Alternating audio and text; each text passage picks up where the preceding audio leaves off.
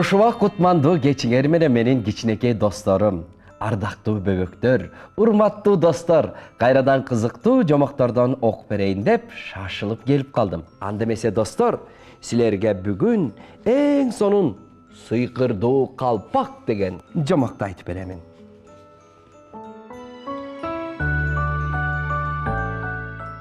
Те алыскы асманы тиреген бийик тоолордун арасында таң атпай күндүн биринчи нурлары тийген кичинекей бир кооз айыл бар эле.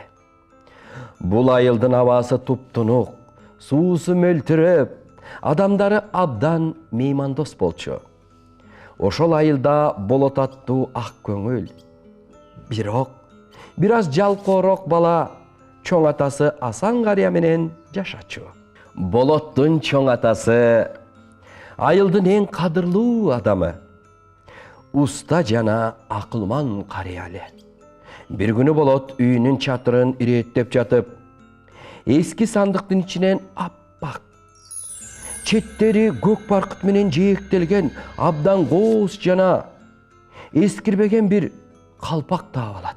Калпактын үстүндөгү оюлары күн нуруна чагылышып, кудум эле өзгөчө бир сырды катып тургандай сезилет. Ой, бул эмне деген кооз калпак деп Болот таң каланы колуна алды. Аны башына кийгенде эле кереметтүү бир окуя башталды.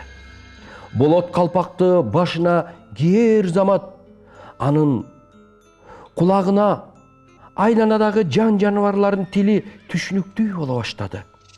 Короодогу тооктордун бүгүндан көп берилеби? Ал тургай терезенин алдындагы таранчылардын тигине Болот сыйкырдуу калпакты таап алды дегенин укту. Мына кызык достор. Болот коркуп да, бир чети кубанып да, ал дароо чоң атасына чуркап барды. Ата, караңызчы, бул калпакты кийсем канаттуулардын тилин мен түшүнүп жатам деп толкунданды. Асан карыя жылмайып Болотту жанына отургузду. Балам, бул кадимки калпак эмес. Бул биздин бабалардан калган сыйкырдуу калпак. Аны кийген адамга жаратылыштын сыйкырлары ачылат. Бирок анын бир шарты бар. Калпак кимдин жүрөгү таза болсо, ошого гана кызмат кылат. Эгер аны жаман иштерге, башкаларды алdoого же жалкоолукка колдонсоң, калпак сыйкырын жоготот, деди атасы олуттуу түрдө.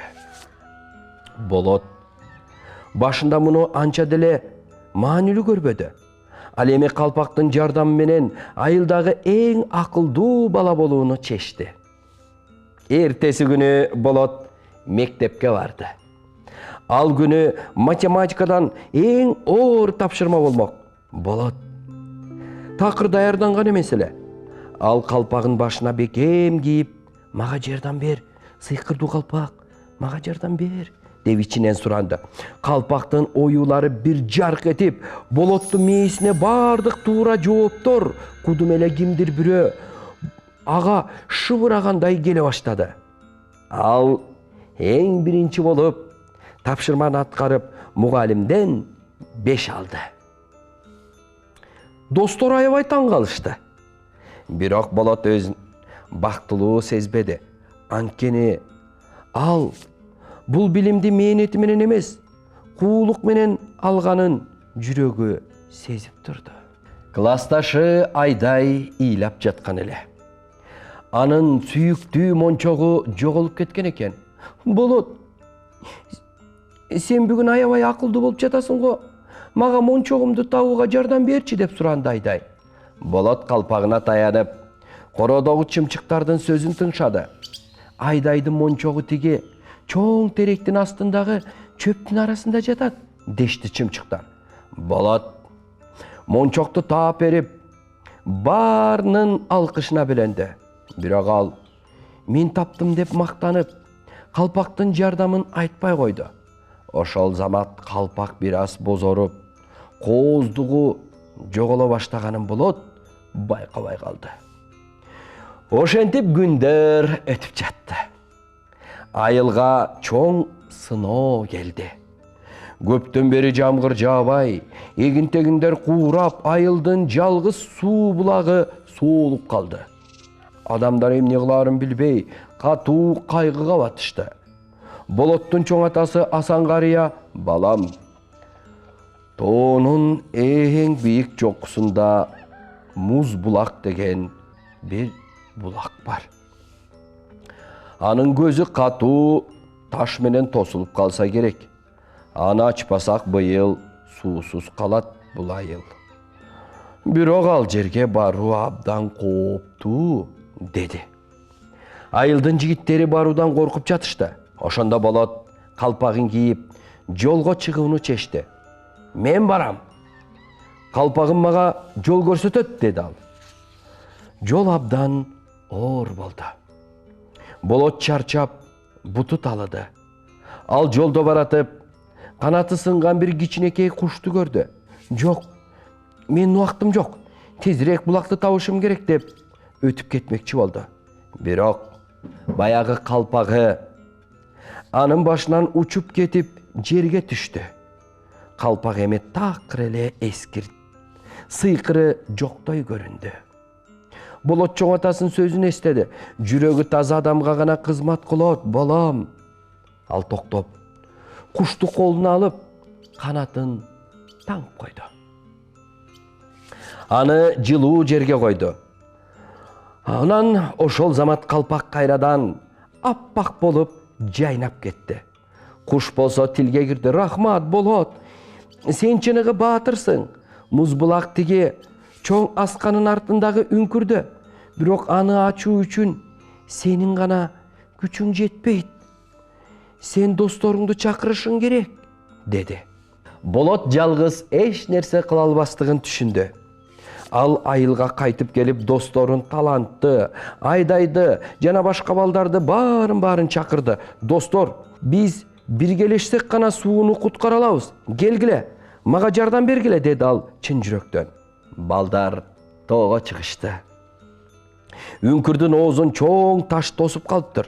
Алар биргелешип, "1, 2, 1, 2" деп жатышып, ташты ордунан козгошту. Күтүүсүздөн булактан мөлтүрөгөн суу атылып чыкты. Суу ылдый көздөй шаркырап агып, айылга багыт алды. Айыл эли кубанып, балдарды салтанат менен тосуп алышты. Болот калпагын чечип, чоң атасына берди. "Ата, бул калпак сыйкырдуу экени чын. Бирок эң чоң сыйкыр бул достук, мээнет жана таза жүрөк экен. Мен эми калпактын жардамысыз эле өзүм окуганды жана жардам бергенди үйрөнгүм келет", деди Болот бойтойгон баатыр сыяктуу. Асан карыя небересинин сөзүнө абдан ыраазы болду. Калпакты кайрадан сандыкка салып жатып мындай деди: "Балам, калпак бул биздин улуттук сыймыгыбыз. Ал ар бир кыргыз баласынын башында болгондо ага акыл жана күч берет. Бирок чыныгы керемет сенин өзүңдө. Эгер сен аракет кылсаң, эч кандай сыйкырсыз эле дүйнөнү өзгөртө аласың." Ошондон кийин Болот эч качан жалкоолонгон жок. Ал айылдын эң билимдүү жана кадырлуу адамы болуп чоңойду. Ал эми сыйкырдуу калпак дагы деле ошол сандыкта сакталуу жатат.